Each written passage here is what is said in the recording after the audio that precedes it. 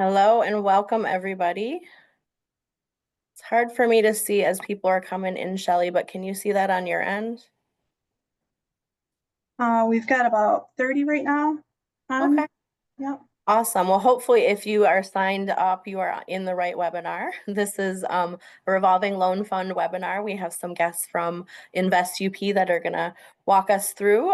So we'll just give everybody a few minutes here and give them a chance to come in. Shelly, maybe as it sort of stops rolling, then we'll officially get started. This is being recorded, so we will share this out afterwards, and we will also share a copy of the slides for those who are attending. So my name is Yarrow Brown, and I'm the Executive Director of Housing North. I have with me here Shelly Sharon, who's our Director of Community Engagement. And then we're really excited to have the stars of our show today, which is Marty Fittante. Did I say that right, Marty? You did. All right, with InvestUP and then Steve Arwood with InvestUP. So we're going to run through presentation here with InvestUP. We'll open it up for some questions. So for those of you who do have questions, you can put them in the chat in the Q&A section. Shelly and I will monitor those. We'll go through the presentation, leave some time for questions, and then Shelly will talk briefly about the revolving loan fund that we're working on here at Housing North. Shelly, does this seem like a good time to get started? Are people rolling in? Yeah, I think it'd be a good time to get started. We're around 60, but people are kind of just trickling in at this point. So All right, well, I am going to go to the next slide to make sure it works here. There we go. And I'm going to turn it over to Marty. I'll mute myself, but I will roll through the slides. So Marty and Steve, take it away. Thanks, Yarrow. So I am Marty Fittante, CEO of InvestUP, and with me I have Steve Arwood, who's worn many hats in public service, including as the CEO of the MEDC and the director of LEO. And in the midst of COVID, we at InvestUP were fortunate enough to have Steve join our team. Steve was instrumental in actually standing up our organization, really at the request of Governor Snyder, who got frustrated in trying to deliver economic development opportunity to the Upper Peninsula. And so Steve's been a longtime friend and partner and instrumental in the success that we've seen with Build U.P. So just a bit of background about us. As I mentioned, we're in our relative infancy compared to many economic development organizations, now in our sixth year. And we look to drive prosperity all across the Upper Peninsula. And so there's 15 counties across the UP. And one thing that we learned early on with our organization as we started to do some real research around data is that we should probably think of things a little atypically compared to maybe how most economic development organizations look at opportunity. And for us, in looking at the data, it became very apparent that the defining metric for us really needs to be around population, particularly around working age population. The population in the Upper Peninsula has largely stayed static, but we've seen just a tremendous loss in K-12 population. Some 48% of our K-12 students are gone since 1970. Since 2000, we've lost roughly 26% of our K-12 population. And so in looking at how do we address that challenge, no surprise for those that are on the call, I'm sure, housing was front and center. And so we had conversation about what do we do to kind of move that needle. And one other data point that I think you can stand that first slide yet, Yarrow. One of the, I think, also compelling statistics that we learned through that research was that in 1990, the Upper Peninsula was putting on about 1,500 new housing units a year across the region. And since 2010 or so, we've been putting on just 500 new units a year. So we've lost a big part of that housing inventory. And then additionally, through COVID and remote work, with retiring population being inclined towards the UP, we've also lost homes to secondary and seasonal markets. So there's no question that we needed to do something to try to address housing. In the middle of COVID, when ARPA money was being distributed, it caught our attention that we really felt we were, as all rural regions really in the state, were on kind of the short end of that distribution. And it started to get us to think about how do we make a case to policymakers to actually entrust some money to us regionally to address strategic priorities. So we put a white paper together. We had stakeholders from all across the Upper Peninsula in economic development, community development, higher education, the business community come together to support the concept, which was instrumental in us moving it forward. And then in July of 2022, we were entrusted with $15 million to address regional priorities. We then settled on a new nonprofit called Build U.P, which is a subsidiary nonprofit. As we'll touch on later, it has its own board and staff. And with that, we have then moved this organization forward really under the leadership of Steve Arwood. So Steve's the tactician and works alongside our local partners, including developers, lending institutions, and communities and economic developers. So with that, I'm going to hand it off to Steve since he's really the architect, and let him walk through what the programming looks like. And I'll wait until the end of our presentation and glad to answer any questions as well. So with that, Steve. Thank you, Marty, and Yarrow, Shelley, thank you for putting this together. It's a great opportunity to talk to folks that are interested in trying something like this. My presentation is going to be a little more conversational. Our program is still evolving. Hopefully, as I talk down through this, you'll get the benefit of some of our lessons learned, but maybe also some of the benefit of how we view how we do this work, because I think there's some important elements of it that everybody has to keep in mind, and there's certain risks too. So we've kind of been through a year and a half, 2 years of working this out, and I think we're probably in a pretty good spot to talk about our impact now and impact going forward. First of all, our job is putting units on the market. We are a lending institution, so to speak, but our primary focus is helping developers, communities, and lenders finance projects that lead to new units. And when we talk about units, we're agnostic. Multifamily, single family, condo, rehabs. We've worked on projects all across the map. There's a selection here, as you see at the bottom, of some of our current projects. We are in the closing of 5 additional projects right now. So if you look at the webpage in a couple of weeks, there'll probably be 5 more projects under there. So all across the UP interest, 5 counties right now of the original 15 million that was entrusted to us. We were given the responsibility to invest a first tranche of 7.5, and once we were successful doing that, we would be given the second tranche. We've crossed that threshold, so it is going as planned to this point, and we're very pleased with our progress in our project. So next slide, please. So we are not focused on speculative real estate. We are not focused on, the very beginning of a project. We're not the idea people that comes up with a project. We're looking for shovel-ready projects in the Upper Peninsula that meet the criteria. As Marty said, we do not grant money. We revolve our money because we believe with the fairly substantial amount of money that we've been entrusted with, that's going to provide a very sustainable revolving loan fund for many years to come to support regional activities such as housing and other capacity building around development.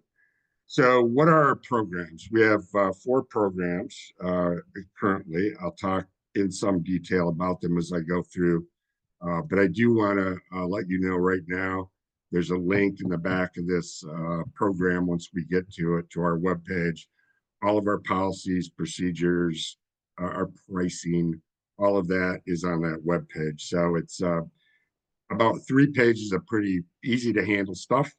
So I'll point you to that now in case there are questions as we're going through this. Most of the specifics are answerable on those web pages.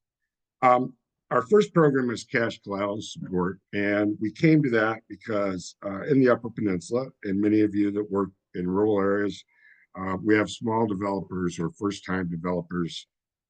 Banks want to make a loan. They want to make a project loan, either a construction loan, or they want to make a longer-term perm loan. But the developer just doesn't have the collateral to support that loan. It puts a certain amount of risk in the project. And so what we decided was how do we support the bank to make the loan? So we have a program where we will deposit 10% of the total project cost up to $1.5 million with the bank for 2%.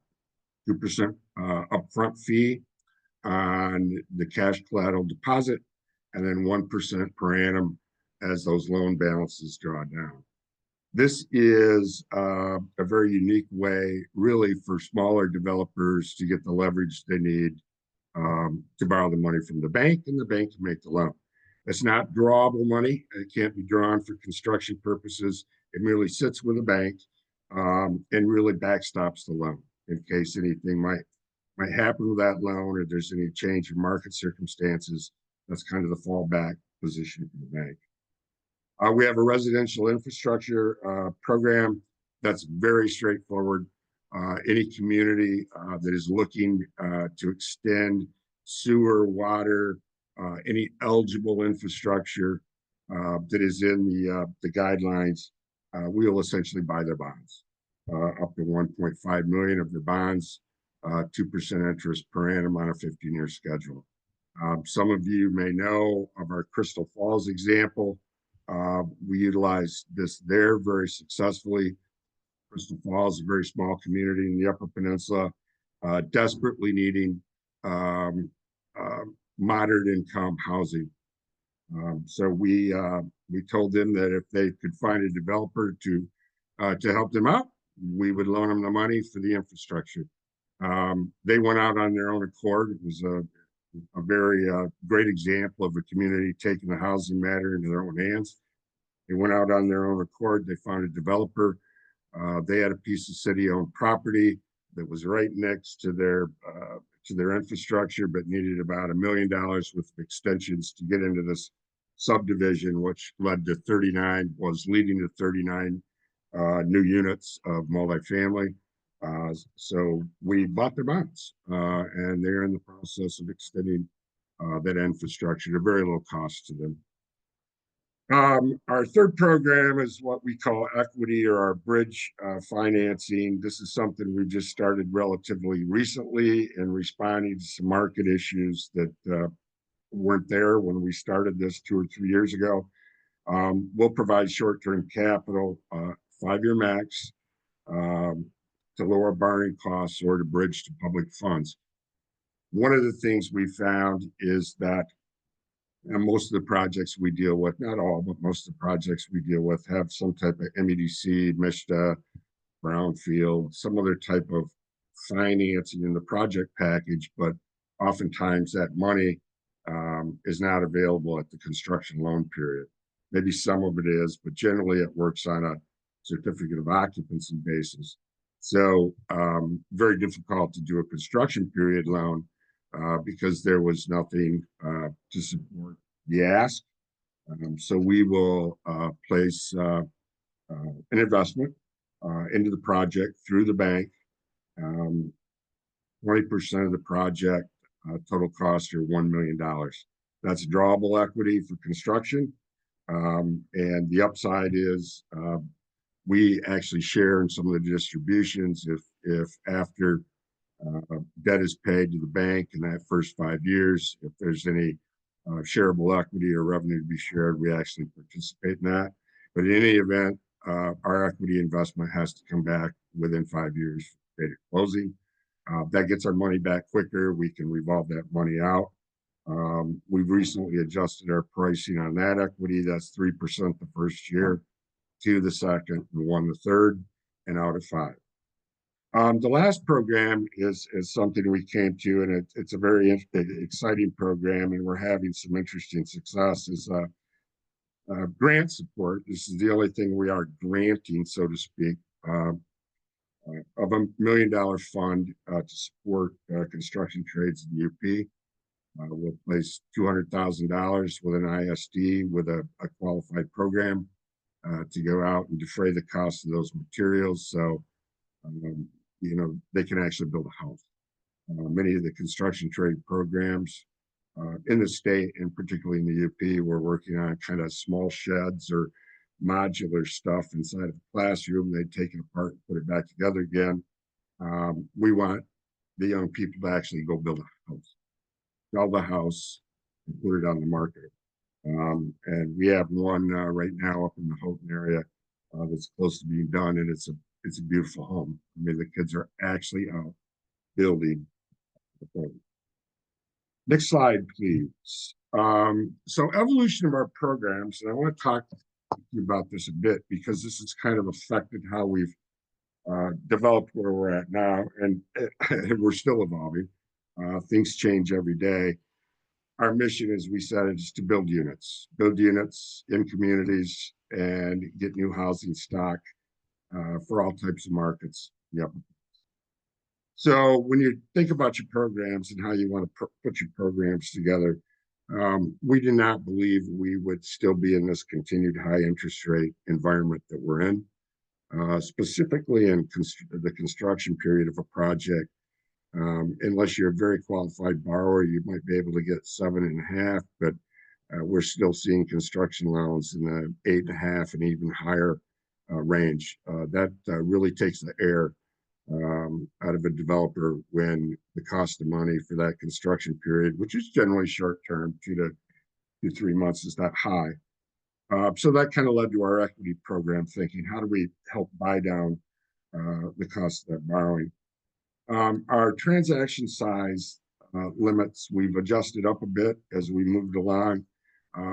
We're fortunate to have substantial funding, but we had to impact our project base. $1 million may not seem like a lot, but $1 million on some of these projects is tremendous when we have obviously banks, smaller community banks in the Upper Peninsula that have loan size limits, and it often requires these banks to syndicate with another bank, then takes us kind of in as a third party. I wouldn't call us the third bank, but that's kind of how this syndication is working. We've also been affected, and it's getting better, but we've been affected by a lack of good comparable project data on similar projects in the Upper Peninsula. Marty mentioned, just kind of a low, a decline of new builds in the UP. And frankly, sometimes we're working in a city or a small town that doesn't have any comparable market data for the bank to look at for, loan to value calculations. Some of these projects just don't exist in the region. So we're having to look at a lot of loan to value issues based on appraisals that just won't, bring the loan up to the size that's needed. So that's something to keep in the back of your mind too, that if you're trying to support lenders, appraisals and bank rules drive the loan size. So we've tried to stay real flexible around that. The other is lag time effect of public funds. I've mentioned this earlier. That's helped define some of our programs. Many of the projects, by the time they get, let's say in the MEDC queue, they get a letter of intent from the MEDC, and then move to a commitment letter. That can be a period of time before that actually, can come together. Once the commitment letter is received from the MEDC and or MISTA, and we know that those funds are placed and secured, we can start working with the bank and the project to get that all mapped out. Again, I said this, UP lender risks and profiles, smaller banks, smaller loan sizes. Many of these projects, some of these projects are relatively, kind of new. I wouldn't say new, but, commercial lending and, multifamily lending. It's not a everyday kind of specialty. The smaller banks in the UP, so we work very hard to understand their risk and their loan limits. Our products are priced to lower borrowing costs and affect the deal. We could probably charge a lot more for our money than we do, but we don't. And so we stay well below market, well below bank rate, and in order to make our product attractive to the financing package. And then again, the CTE program targeted to improve the skilled trade shortage in the Upper Peninsula, and I think we're going to see an expansion of that as people see how this is working, where we've got it going. So how do we work? As simply as possible. The goal here is not to create a complicated process and drive everybody, including myself, insane. What we hope to do is make this as efficient, as transparent, and as quick for the bank and the borrower as we can. So we have a web-driven system. You'll see it if you go in there. Web-driven pre-app. We review the pre-app. We have a board. The board reviews the internal staff recommendation. We move it to a full application stage. And we have several people on our board who are retired bankers, but others who have strong financial and experience. So we're guided by people that lend money and lent money for a living, which we think is very important. We also require that we're working with a UP lending institution as kind of the senior lender, or has some position in the package. We want to support our community banks. We have a good, healthy community banking system in the Upper Peninsula, so we want to support those hometown banks. But more important, our philosophy is the bank knows the community, the bank knows the borrower, the bank knows the risk of the borrower, the bank knows whether or not the project will work in the community it sets, because the bank anchors some of these communities. So we rely on their underwriting instead of trying to do underwriting ourselves and get into that complication. We rely on bank underwriting to tell us how to proceed in terms of all the various parameters of the loan. It's important, I think, to think about those things. You can create a lot of complication by trying to do your own underwriting and trying to decide what the risks are here, but we've chosen to partner with our community banks, and so far it's working out really well. We have standard forms and documentation. We use Varn Law out of Grand Rapids. All of our docs are standard. Sometimes we have to tweak stuff a little bit, but they're very straightforward. And then essentially goes through a credit committee review, and our board approves and we fund. And our position is we're banker friendly with our community banks, and we subordinate our position to the bank in order to improve the risk profile for the bank. So that's kind of how we work. I'm going to turn it back to Marty here to talk a bit about a new activity we've got coming up, which I'm really excited about because I think it's going to just add to the value that we've started with Build U.P, but from a slightly different position. Thanks, Steve. So one of the things that I think became very apparent to us in going through this process and working with local communities, local developers, and trying to stand housing up is no surprise, but our local communities are just really constrained on capacity and oftentimes do not have the subject matter expertise to really understand how to utilize housing tools that may be available, such as brownfield, such as land bank, and such as some of the state-assisted tools that also exist. So against that, we wanted to kind of think through what could we do to help our local communities with that capacity and subject matter expert issue, and maybe then lend those resources and that expertise to them. And so what we devised at the end of the day was something we tentatively called Ground Up, kind of helping build development from the ground up and helping with that capacity and expertise. Part of the team at Invest doesn't really like that terminology, so we're still debating it. And so maybe it's scale up, but regardless, the intent is still the same, and that is to help with local developers, emerging developers, local lenders, and especially local communities take advantage of existing tools that exist. And so you can see in the slide that you have in front of you some of what we will have this particular position focus on. And I think we also would acknowledge a part of this has to be community education as well. You know, in trying to stand up new development, one of the things that's become very clear, not only here, but across the state, is maybe a lack of community education around what these tools really do, what their implications are, and why a particular development is so important, and the opportunity for it to be impactful.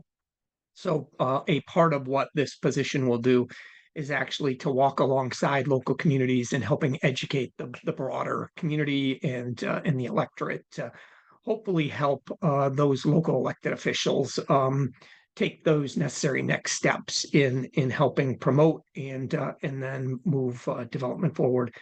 So next slide, Yarrow. Towards that end, oh, there was some end notes first, Steve. So I don't know if you want to touch on those, but I was just going to touch on what I think then is the next slide in terms of who we're bringing on. She may be familiar to you to run this program, and that's Ann Giroux. So Ann will be joining the InvestUP team on May 1st, and Ann is started as a CPA on the private sector side, was elected the Marquette County Treasurer, eventually became the Deputy Administrator in Marquette County, but one of the hats that she wore in that role was to direct the land bank and to direct the brownfield. So she brings in real subject matter expertise around these very issues and has had really good success in that role for Marquette County in helping stand up development opportunity. So we're really excited to welcome Ann. She'll be a resource not only regionally, but we certainly welcome you to use her as you're kind of working through this process yourself to decide where you want to lend your focus, and glad to extend Ann into that conversation for you. She's additive for us. We know there's at least a couple of our communities that have some capacity and certainly some subject matter expertise around these issues. So we're not looking to go where we're not asked or invited. We're really looking to be additive. And in most of our communities, that really will be helping from that ground floor. And then we're also blessed, in addition to Steve as part of the team, to have Kelly George, longtime CEO of MBank, before MBank was bought out by Nicolay. He started a new company called Mackinac Credit Compliance. And so they do all of our underwriting. And then Wayne Workman, who actually is from your neck of the woods at this point, is a former state official and has been instrumental in helping us with that infrastructure piece. So I think the lesson for you in that is to surround yourself with really good, knowledgeable subject matter experts to help build that programming out. It was instrumental in all parts of what we've done. So before I get to the Build U.P board, maybe we go back to that slide, Steve, and have you just talk about any end notes.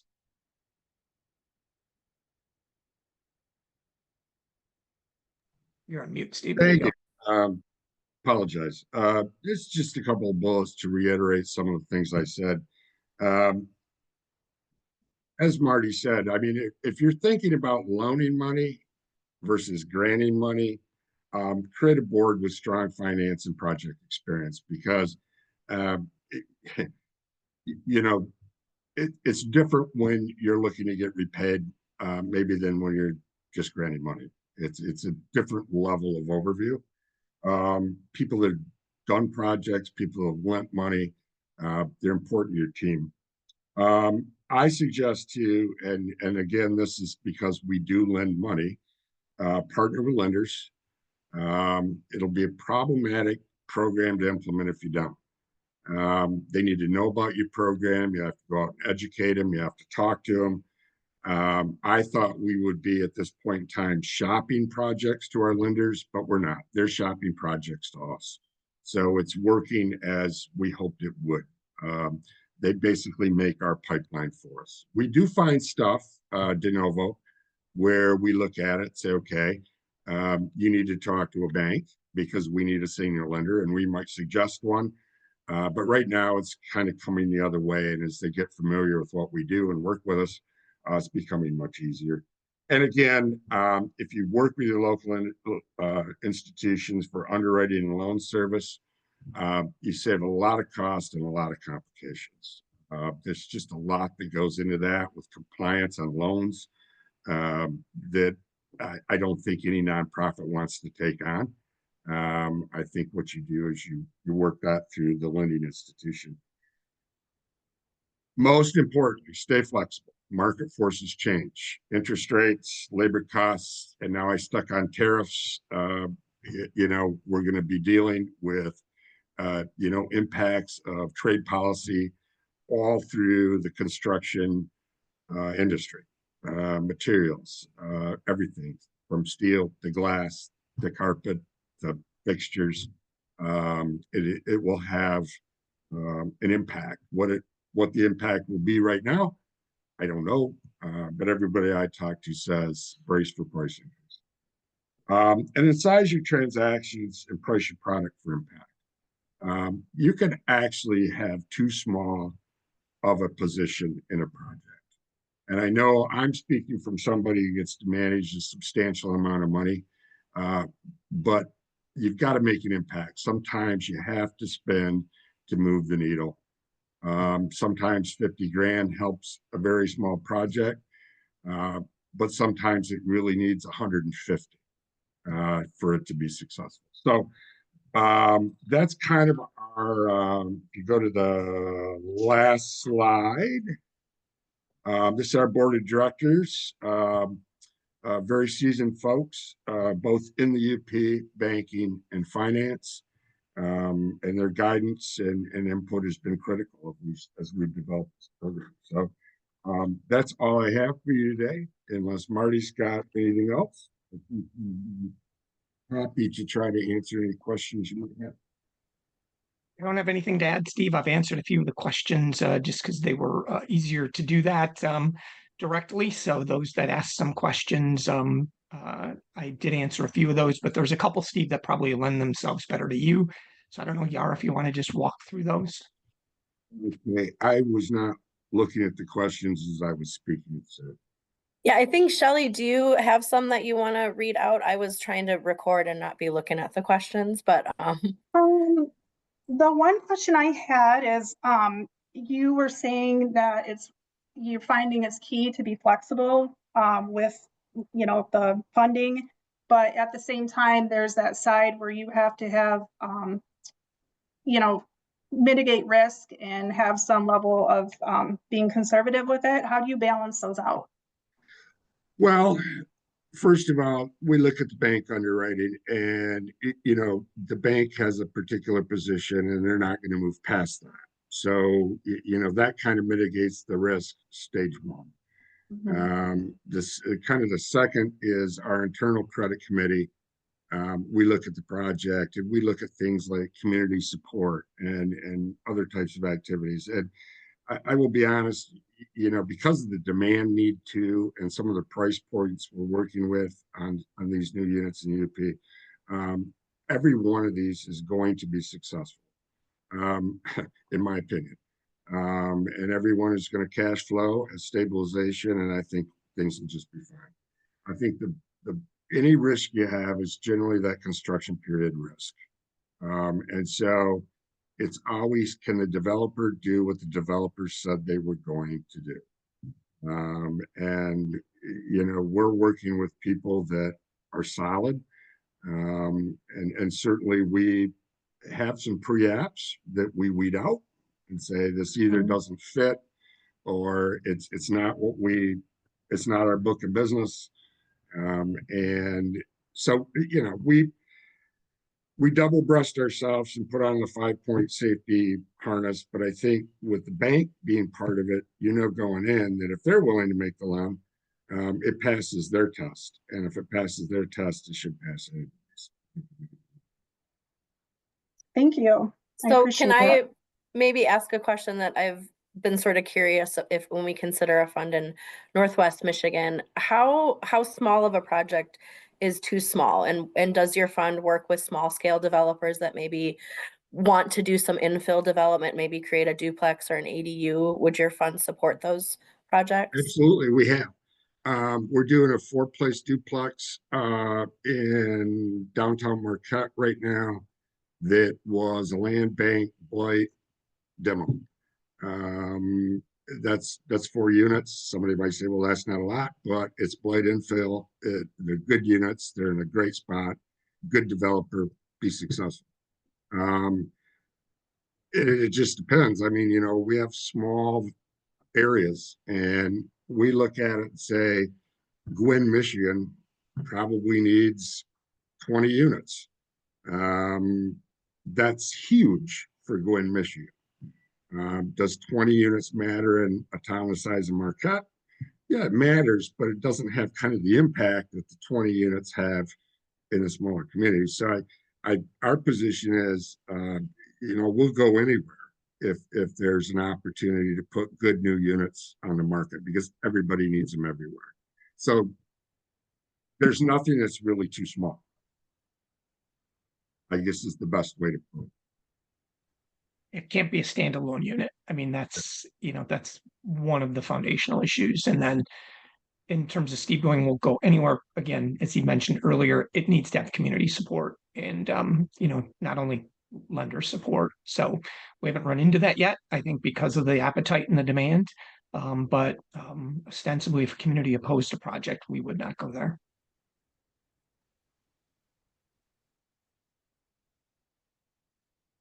I see there's one question maybe we can answer live here is about your equity and bridge program. Is it available for senior or elderly housing? Are there any limitations on that program? Well, we haven't been approached on that type of housing, but we would not say it's not housing. There are communities where that's important, and I think we would look at that in all honesty.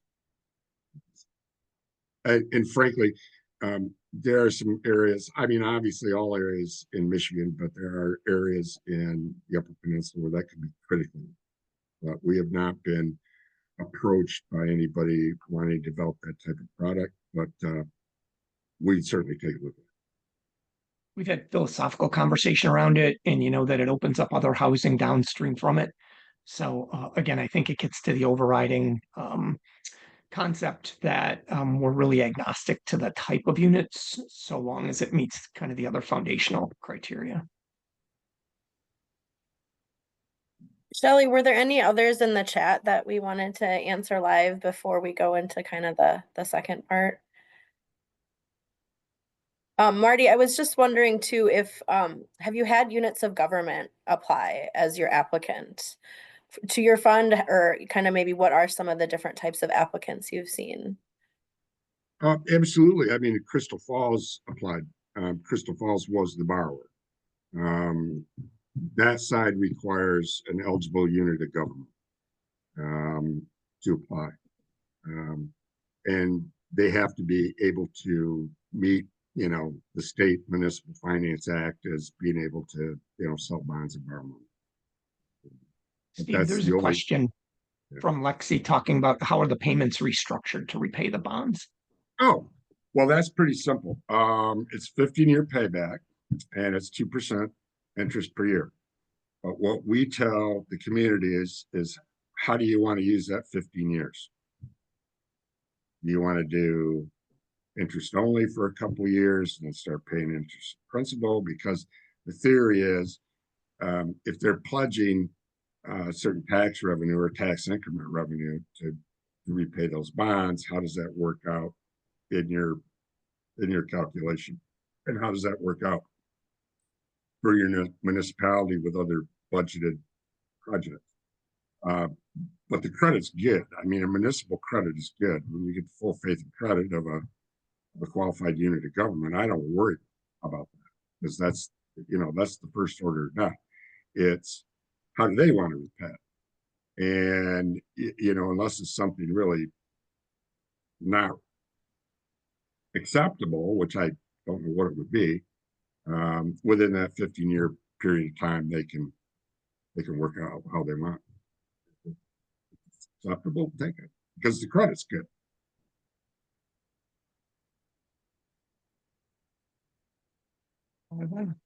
Maybe just work through a premise of one of the early questions as well, which asked, was premised upon the majority of the funding or investment coming from public sources, ARPA, MEDC, Michigan, Brownfield. And that's not actually correct, Steve, right? So can you just maybe reiterate that really the capital here is all driven by the developer and the local lending institution? We're last money in. Yeah. And so it really, the premise there is that it needs the strength of the developer to have some skin in the game and the local lender to find it worthy credit risk to make a traditional investment. Correct. We're a partner to the lender. We are not the lender, so to speak. And we do require a senior lender. We will not, we don't do anything on our own.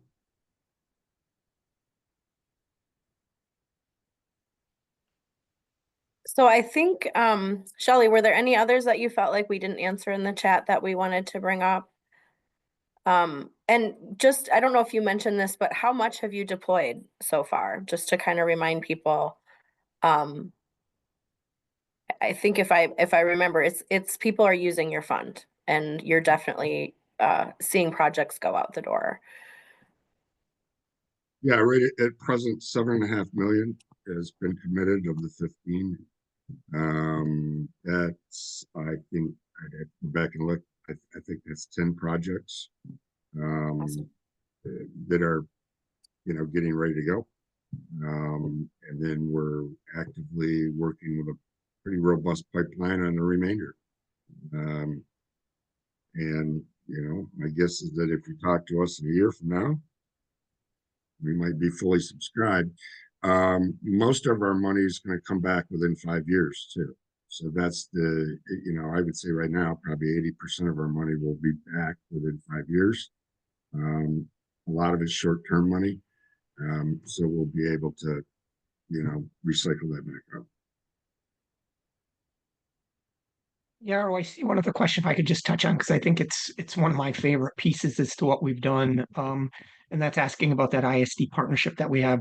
So that is with local high school, intermediate school district students. It is not college students. We've talked about, is there a way to get in with like apprenticeship programming up here?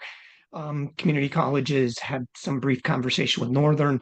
So the idea there is far less about getting the home built, although it's important that we're, in very modest ways adding to the housing inventory.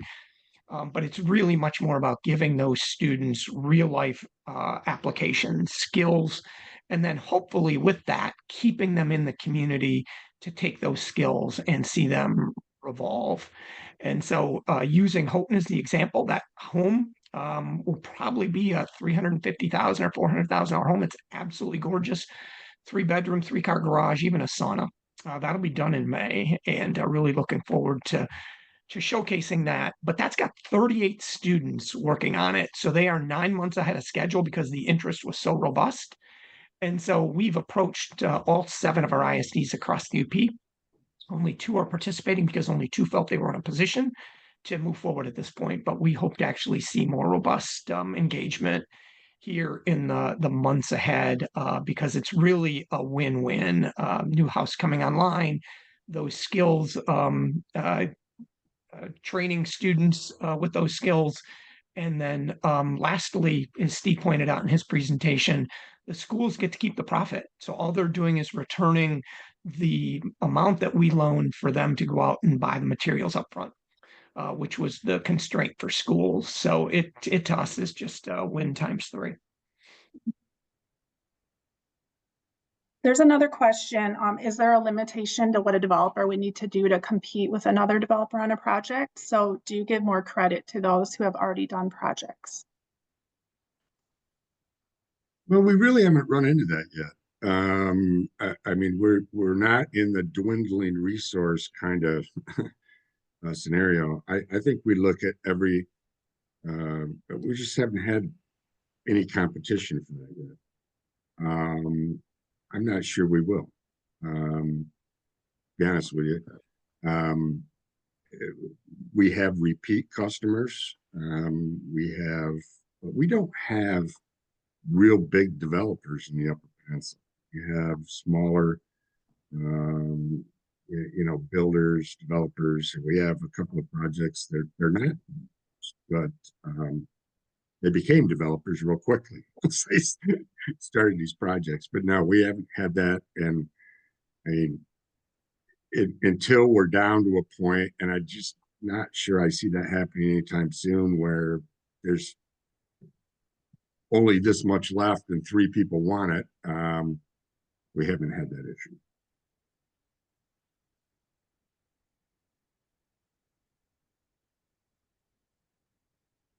There any on that list that we want to answer live? I feel like there was one about how long it took to line up some of your bank lenders and develop that relationship. Let me just go back down and find that I one. just answered it. Oh, you did? Okay. Yeah. I went from one end of the UP to the other in the middle of winter, talking to every banker I could find, and we continue to have. I think a lot of it too now. The bankers are talking to the other bankers. And some of the ones, if you're on live, you can see the questions Marty answered, but we'll try to put those also in a follow-up email, with a copy of the presentation. Shelley, were there any others we wanted to answer live before we go to the last section here?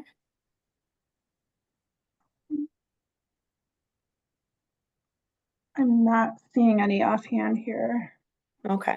Well, I'm going to share my screen again and give Shelley just a minute here to talk about what we are working on in Northwest Michigan here. Sorry, I got to go back down. I'm multitasking here with my screens and talk a little bit about a revolving loan fund for Northwest Michigan, because we're in the process. Let's see if you guys can see this. All right. So Shelley, I'm going to turn it over to you and then we'll wrap up any more questions. Yeah. Hi, everybody. I'm excited to share about a loan fund that we are growing for Northwest Michigan.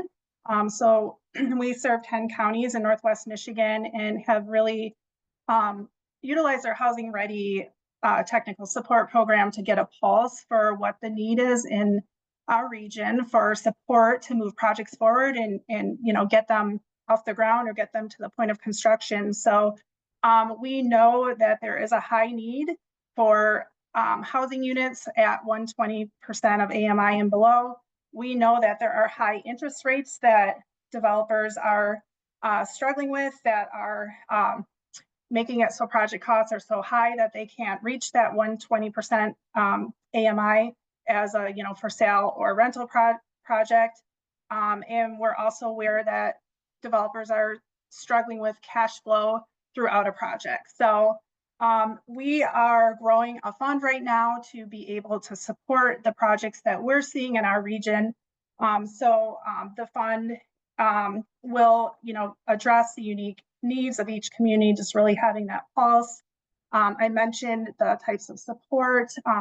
So just providing that gap financing, bridging financing sources to support cash flow, providing that lower interest rate so that overall that blended rate, interest rate of the project is lower to make it more viable, and giving some flexibility for different types of projects. So allowing repayment at the sale of a property or in installments for rental properties. So we have a few different goals with the fund, And one of the goals is to increase the housing supply in a way that's responsive to the needs of each community. So just, having that pulse on the ground to what type of projects are out there, talking to developers, what type of support do they need? What are those barriers that are holding them back financially? So that's our second goal, is removing those financial barriers to housing construction.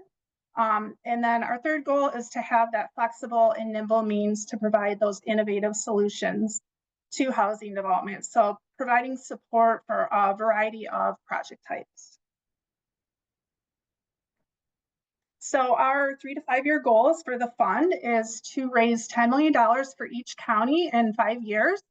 And we would do that with a variety of different funding sources through philanthropic support, state funding, exploring other revenue sources such as millages, or even permitting land donations to be able to support projects. The fund will eventually provide annual support for Housing North, creating new opportunities for technical assistance and consulting revenue. And I will let Yarrow speak a bit about our sign-on letter that we are working on right now for some state support for the fund. Yeah, so we have been gaining support for this for a couple years now. And so right now, if you click on that link, you can read more about the fund, but we are actively pursuing funding through the state of Michigan to support this fund, but also, and I'll go to kind of the next slide here where you can see that we have, excuse me, and we'll email this out, been deploying in a small kind of micro way. We have a revolving loan fund where we've supported one project so far. We have a couple other projects in the works. And then right now we actually have a request for proposals specifically to secure year-round rentals or preserve year-round rentals in Emmett County. So if you can sign on to that letter, if you want to find out more, feel free to reach out to Shelly or I. And then Shelly, I'm not sure if we wanted to say anything else here before we turn it over to some final questions. And then, again, just want to mention too that we really appreciate InvestUP and the Build U.P. Build Up program, because we are learning from them and others in the country, and the state on how to build these revolving loan funds. Did I miss anything, Shell? I just put the link to the sign-on form in the chat. And I would like to thank Marty and Steve as well. We've been able to talk to them about their fund and gain insight as we are developing the procedures and objectives of our fund. So we're just, in the process of really defining what that application process is going to look like, any criteria to prioritize projects, and then what types of projects we want to fund. So. Yeah, so thank you to Steve and Marty. I guess I would also say that we're tracking projects in our region too. So if you do have a project, let us know at Housing North, let one of our field staff, know we have kind of a pulse on what's happening. And it's really been awesome to track the progress that's been made in 2024 compared to the years past. We have a lot of projects in the pipeline, but of course, not all of those are going to make it through to actual, projects. So please reach out to anyone on, on our team or Marty, or Steve to learn more about how these funds work and, how you can even potentially invest in these funds in your community too. Anything you wanted to add, Marty or Steve, before we close? And I'll just say thanks for the opportunity and welcome to continue the conversation, either individually or collectively. We see strength and partnership in everything that we do, and certainly this is included because of just its strategic importance to our respective communities. And towards that end, I've had some conversation with Kent Wood. You're in great hands with Kent. A lobby presence was critical for us to succeed with the state and receiving the money that we did. And we're having some tactical conversations as we direct our attention back towards the legislature and policymakers to show to them that this vision has worked exactly as we thought it would, and been the success that we envisioned it to be, and ask them to support the vision with some additional funding. Glad to work alongside you in that respect, if indeed there's strength in numbers. So talk to Kent to some degree along those lines, and like I say, you're in great hands there. And if there's alignment, would be glad to look to do that in the weeks and months ahead. Awesome. Well, thank you. And thank you to everyone who joined, Steve, and, to all your work you've done on this fund. I think, as you know, we have a housing summit every year in October. So if there is an opportunity to bring this session or have more conversations on revolving loan funds in general, we'll be certain to do that. We also are working on a handout about revolving loans that we can share out. So, people can learn about the different, revolving loan funds that exist that are out there. And then for those of you who attended, and are putting questions in the chat, what Shelly and I will do is try to compile them, make sure we get those questions answered, and then we will email out a link to this recording as well as the PowerPoint presentation and any other, things that we didn't get to in this hour. Shelly, is there any dying or burning question that you think we should answer? I'm seeing them kind of pop in here, and so I want to just make sure in the remaining 5 minutes we answer them. But I think most of them were answered, and I don't see any. Oh, is Housing North a lender for its fund? So I think in that case, right now, we are going to be working in that capacity, but we are building a separate fund committee to be vetting these projects and bringing them as a recommendation to our board. So right now, our model is more the committee level that would vet and bring projects to our board, but we're certainly open to looking at, some future opportunities there as well. But right now, that is the structure that we're working under.